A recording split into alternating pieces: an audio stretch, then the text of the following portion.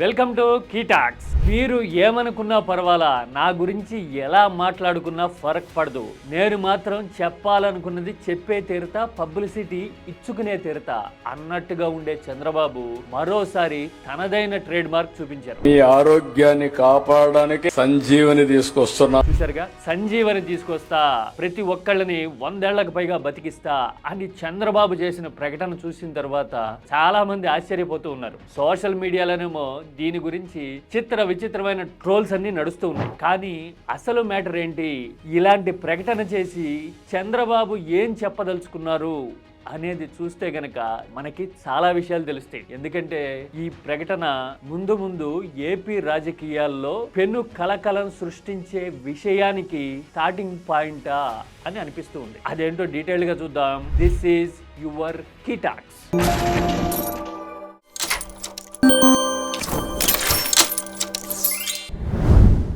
ఏపీలో ప్రజల ఆయుర్దాయాన్ని అమోఘంగా పెంచొచ్చని, అసలు 120 ఏళ్ల వరకు బతికేందుకు అవకాశాలున్నాయి అంటూ చంద్రబాబు మాట్లాడడం చూస్తే 2 రకాల అభిప్రాయాలు టక్కున వచ్చేసాయి. ఒకటేమో పబ్లిసిటీ కోసం ఇలా మాట్లాడుతున్నారు అలవాటైన ధోరణిలో అని కొందరంటూ ఉంటే, ఇంకొందరేమో వయసు విషయంలో చంద్రబాబు చాలా ఎక్కువ ఆందోళన పడుతూ ఆలోచిస్తూ ఉన్నట్టున్నారు అని మాట్లాడుతున్నారు. కానీ ఈ రెండిటికి భిన్నంగా కాస్త డీటెయిల్డ్ గా చూస్తే, నా ఫ్రెండ్ బిల్ గేట్స్ తో ఆల్రెడీ మాట్లాడా అని ఇదే చంద్రబాబు స్పీచ్ లో కనపడుతుంది.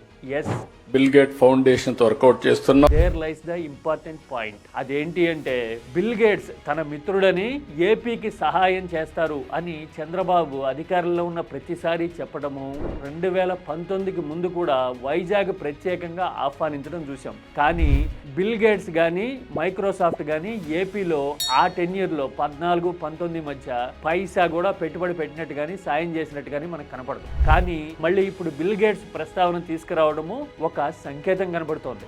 Yes, there is a point. Bill Gates నడిపే గేట్స్ మిలిండా ఫౌండేషన్ ఆఫ్రికా దేశాలతో పాటు కొన్ని వెనకబడిన ఆసియా దేశాల్లో యాక్టివిటీస్ నిర్వహిస్తూ ఉంటుంది. అయితే ఇలా యాక్టివిటీస్ నిర్వహించే గేట్స్ మిలిండా ఫౌండేషన్ మీద గత కొన్ని దశాబ్దాలుగా వ్యాక్సిన్ ట్రయల్స్ విషయంలో రకరకాల ఎలిగేషన్స్ ఉన్నాయి. ప్రపంచవ్యాప్తంగా వైద్య ఆరోగ్య రంగంలో స్పెషల్ ఇనిషియేటివ్స్ పేరుతో పేద దేశాల్లో గేట్స్ ఫౌండేషన్ ఈ వ్యాక్సిన్ ట్రయల్స్ చేస్తోంది, అంటే ప్రయోగించి చూస్తోంది అనేది ఈ ప్రధాన అభియోగం. మరి ఇలాంటి ఇష్యూస్ అనేవి మన దగ్గర ఎంతవరకు చర్చనీయమవుతాయి అనేది we have to wait and see. Much before that, ఇప్పుడు మాట్లాడుకోవాల్సిన ఇంకో విషయం ఏంటంటే, లైఫ్ ఎక్స్పెక్టెన్సీ పెంచుతా, సంజీవని తీసుకొస్తా అని చంద్రబాబు ఏదైతే చెప్తూ ఉన్నారో, దానికంటే ముందు ఒక హంబుల్ రిక్వెస్ట్ ప్రజల తరపున నేను చేయాలనుకుంటున్నా.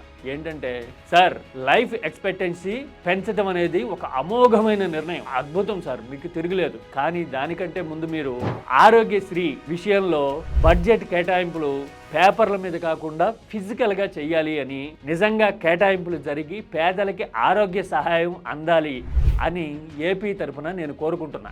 ఆ తర్వాత రాజకీయ ప్రత్యర్థులు సాధించి తెచ్చారనో మరో కారణంతోనో మెడికల్ కాలేజీలు, జిల్లాలకు రావాల్సిన పెద్ద ప్రభుత్వ ఆసుపత్రుల్ని హోల్డ్ చేయడమో రద్దు చేయడమో మాకు అక్కర్లేదు అని ఇండియన్ మెడికల్ కౌన్సిల్కి చెప్పడమో బదులు కొంచెం అలాంటి వాటిని టేకప్ చేస్తే పేదలకి మెరుగైన వైద్య ఆరోగ్య సదుపాయాలు అందుతాయి.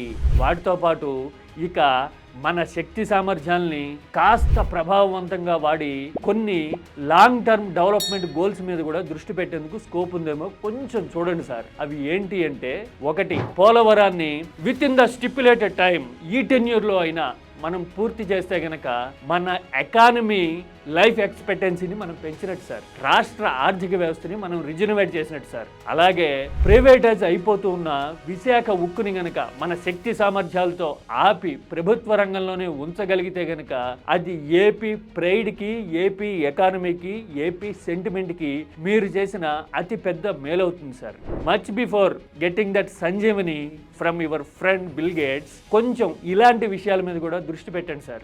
This is my humble request sir.